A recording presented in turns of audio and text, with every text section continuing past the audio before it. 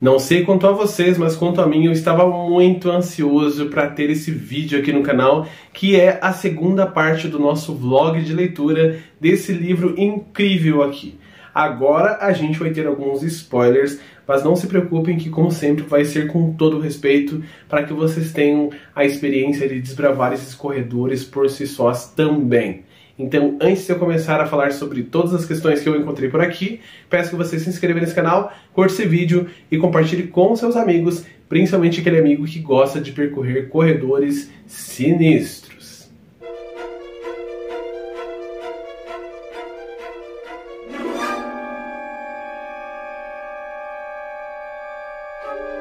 Tudo bem, pessoal? Meu nome é Diego Ferraz, sejam muito bem-vindos à segunda parte do vlog de leitura do livro Casa de Folhas, do Mark Z. Danielewski.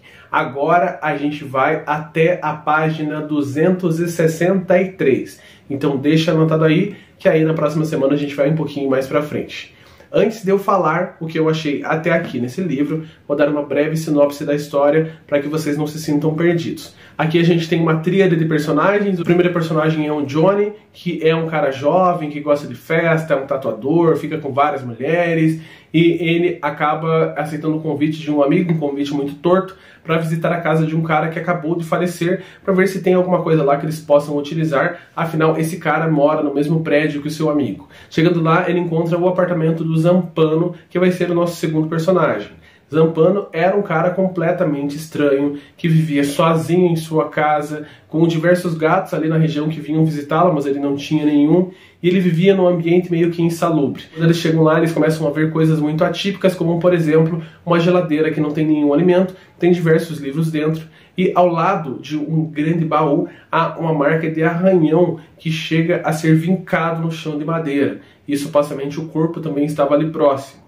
Eis que o Johnny decide levar um objeto para sua casa, que é um baú. E ao abrir esse baú, ele se depara com várias coisas escritas, inclusive um grande material que é um artigo chamado o Registro Naveson. Nesse registro a gente é apresentado para o terceiro personagem, que é o Will Naveson, um suposto fotojornalista muito reconhecido que vai fazer uma espécie de documentário sobre a sua chegada com a sua família numa nova casa. Casa esta que seria uma espécie de salvação para esse casal. E ao chegar lá nessa casa, eles acabam percebendo que ela tem algumas estranhezas, e a principal delas é a questão do tamanho dessa casa. Do nada aparece uma espécie de porta que não estava na planta, eles investigam a planta, resolvem medir, e quando eles medem, a casa por dentro é maior do que por fora, e isso não faz o menor sentido.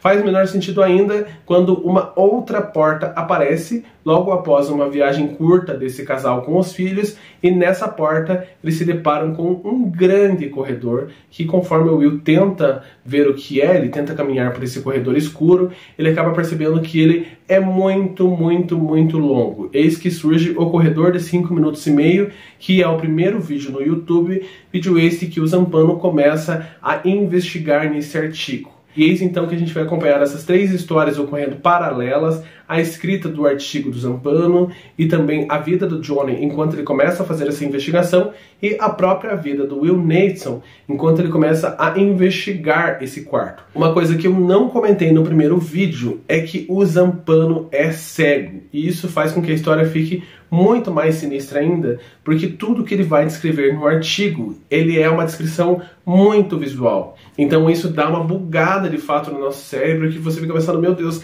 mas não faz sentido ele ter visto este ou este detalhe no vídeo, ou enquadramento de câmera, e ele não faz nenhum artigo coparticipativo, então é só ele escrevendo de fato, por mais que ele cite diversas referências, e quando eu falo diversas, é muitas mesmo, então dá uma estranheza mesmo. No último vídeo eu falei que duas coisas importantes estavam para acontecer na história. A primeira é a questão do Will Naveson tentando desbravar esse novo ambiente, esse corredor de 5 minutos e meio. Ele foi lá, ele viu diversos cômodos, começa com um corredor, depois vem para uma porta que leva a outra porta, e outra porta, e outra porta. Aí ele chega num lugar extremamente grande que ele olha para cima e não consegue chegar ao teto. Tem lugares que a escuridão é tão densa, tipo na questão da distância, que até mesmo a lanterna que ele leva não chega a iluminar. E a segunda questão que era importante, porque afinal a gente vai fazer mais visitações a esse ambiente, é a questão do Johnny e de sua vida. Que aqui a gente vai descobrindo um pouquinho do seu passado, descobrindo que ele teve um passado muito traumático, ele teve um pai aviador que faleceu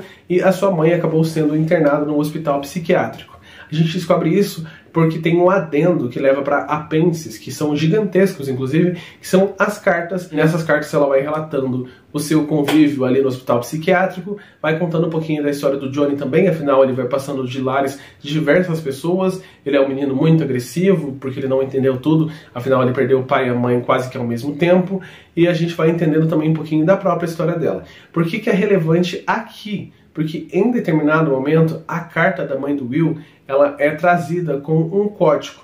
Código este que é muito específico para o livro, que fez inclusive com que eu pegasse um lápis para que eu conseguisse ler essas cartas dela a partir daquele momento. E há outros momentos, inclusive, conforme ela vai avançando na sua doença psiquiátrica, que as cartas vão tomando outras formas. Então elas são escritas de um lado da página, do outro da página, uma palavra em cima da outra, e isso dá toda a estranheza que eu já estava esperando encontrar para essa obra. Mas eu estava esperando encontrar nos corredores. Porque, como eu vou falar para vocês aqui na frente, nas próximas investigações a gente também vai ter esse elemento narrativo. Mas agora falando sobre o Will, ele fez uma espécie de documentário, então não são apenas um vídeo de 5 minutos e meio do YouTube, passou a ser uma série de vídeos que serão compilados futuramente para um filme. Filme esse que o Zampano cita e filme esse que não existe, assim como os vídeos do YouTube. Então tudo que eu estou falando aqui para vocês, tanto as referências bibliográficas que o Zampano traz, quanto também as pessoas que são citadas aqui como pessoas que conversaram com esse livro, conversaram com esse texto, são pessoas que falam que nunca ouviram falar tanto do vídeo, porque esse vídeo não existe na internet, quanto do próprio Zampano. Então, ou ele está criando essas referências da sua própria cabeça, ou alguma coisa muito diferente está acontecendo por aí. E esse vídeo em si, esse compilado de vídeos que se torna um filme, também não existe nem como filme e nem como vídeo. Mas voltando para eles. Aqui no vídeo a gente começa a acompanhar o dia a dia desse casal com essa nova estranheza trazida à sala. E de imediato a gente percebe que a esposa do Will, ela não gosta desse ambiente, ela finge que ele não existe de imediato, e aí ela começa a tentar purificar a casa, ela vai para Feng Shui, ela compra uma bússola, até bússola essa inclusive, que não funciona dentro da casa, ela se desregula completamente, então ela decide como se há um elefante na sala, eu vou fingir que não o enxergo, enquanto as coisas ficam dessa forma. Só que ela meio que ameaça o seu esposo, afinal ela teme pela sua segurança e pela segurança de sua família, para que ele não vá até lá. E é pensando nisso que ele começa a convidar outras pessoas. Primeiro ele convida o seu irmão esse que trabalhava com engenharia, e irmão esse que supostamente teria o modo de medir de maneira mais correta, fazer essa aferição de modo mais claro. E eis que os dois também esbarram no mesmo problema, e posteriormente ele convida alguns outros amigos esses inclusive que são conhecidos por fazer viagens para colinas, para montanhas, para Monte Everest, coisa do tipo. E esses amigos chegam numa espécie de equipe, não são bem amigos, que aparece algumas vezes que o Will tem uma certa rixa com o principal líder do grupo ali, porque ele tem muito ciúme da sua esposa, um cara é um conquistador, isso é citado diversas vezes, mas eles começam a fazer então as investigações de maneira mais preparada. Então eles vêm com linha de pesca, para que eles consigam guiar esse caminho, vêm com rádios, para que eles consigam se comunicar nesse meio tempo, e com um estoque de comida e de água, para que eles consigam passar o tempo necessário ali dentro, tempo esse que eles pressupõem que seja no máximo 5 dias. Eis que eles entram na primeira investigação, vêm umas coisinhas, começam a desbravar cômodo por cômodo e percebem que eles vão precisar de mais linha de pesca. Afinal, eles chegam num ambiente desses 5 dias que eles pressupõem que eles levariam e encontram uma larga escadaria que leva para um lugar completamente desconhecido para baixo. Então eles veem apenas uma grande escuridão, é uma escadaria em circular. Eis que eles vão então para uma segunda investigação, e nessa segunda investigação é que eles se perdem completamente. Então se passa 8 dias e não há nenhum sinal deles. A gente vai saber como foi essa viagem deles pouco depois, que a gente vai ter uma espécie de relato deles que veio de alguma forma que a gente ainda não sabe como para a realidade. Eis que a gente vê com eles diversos cômodos, um barulho de rosnado que fica presente a todo momento, e esse barulho pode ser ao mesmo tempo o ambiente se alterando, porque afinal, como eu disse a vocês antes, esse ambiente ele não é fixo, e pode ser também uma criatura que mora ali naquele lugar. E aí há a discussão. A casa que vai se abrindo dentro desse cômodo, ela é muito maior do que a casa do Will, afinal ela tem dimensões que são inimagináveis, tanto na questão da altura quanto na questão da largura, todos os lados que você possa imaginar, ela é gigantesca. Horas ela é muito curtinha e estreita, ora ela é tão alta que você não consegue chegar a ver o teto ou não consegue ver o final da sua extensão. E eis que uma pergunta se abre será que o verdadeiro morador dessa casa está ainda morando ali naquele lugar? Será que tem uma vida que habita ali, além da vida do Will e de sua esposa? E se há, qual é o arquiteto que criou uma coisa tão absurda que quebra todas as leis da física e todas as leis que a gente conhece da matemática?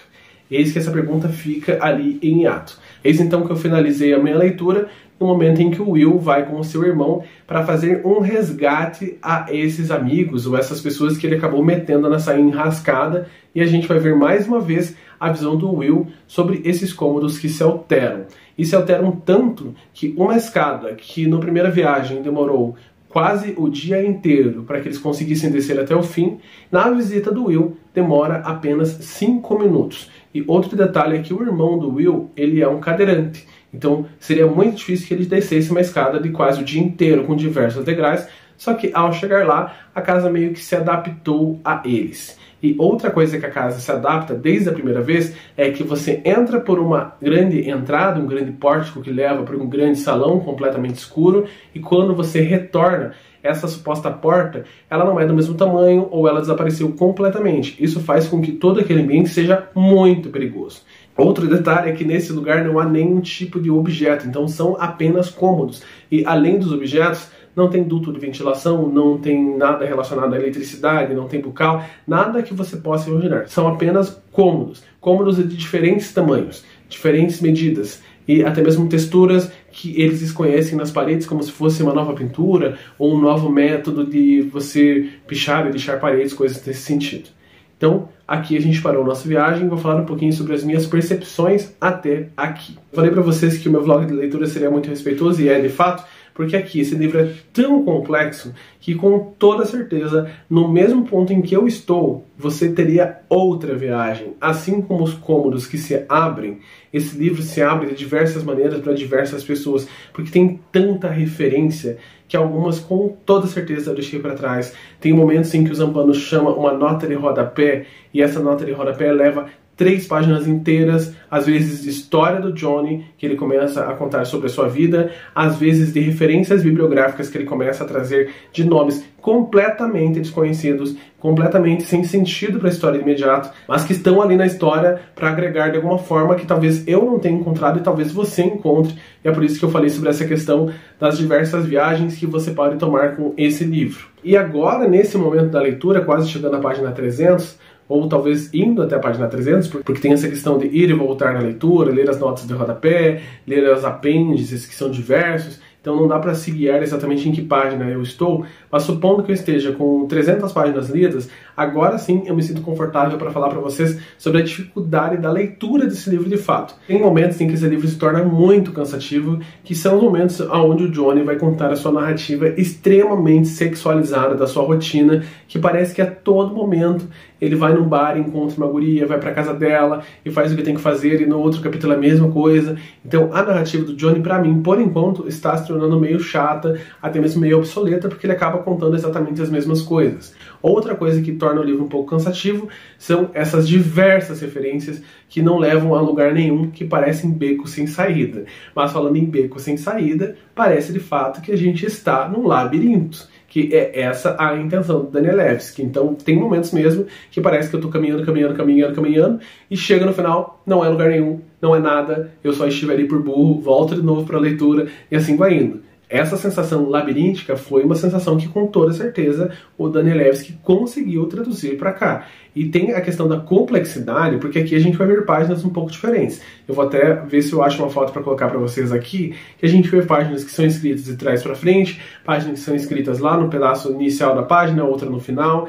tem umas páginas que são escritas sobre um buraco vazio no meio. Essas páginas eu achei super legais, porque você fica fazendo um movimento com o olho para ler de uma parte a outra, isso chega a dar uma tonteada na tua cabeça. Então, realmente aqui eu senti uma literatura que é única. Posso falar com toda certeza para vocês que até esse momento eu nunca me senti assim com o livro.